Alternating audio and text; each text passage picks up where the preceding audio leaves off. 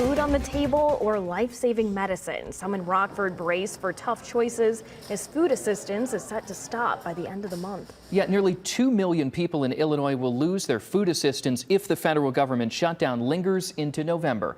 WIFR's Nathaniel Langley learns what this means for the people around the Rockford region in need. Daniel Sidney, the Supplemental Nutrition Program feeds nearly 100,000 people in the state line. Without that support, budgets will suffer and food banks will feel enormous pressure. Oh, here it is. With just a ping on his phone, John Dean learns his food assistance could soon disappear.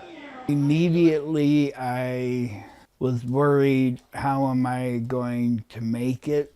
Dean relies on disability and supplemental nutrition assistance program benefits to put food on his table. I can use my cash for other necessities. If the federal government shutdown stretches into November, Dean loses that cushion. Without my medications, that's life-threatening. The Rockford resident is one of 70,000 in Winnebago County set to miss next month's SNAP benefits. It brings a sense of comfort knowing that I have something to bring home to my kids. Many plan to lean more on pantries like the Northern Illinois Food Bank.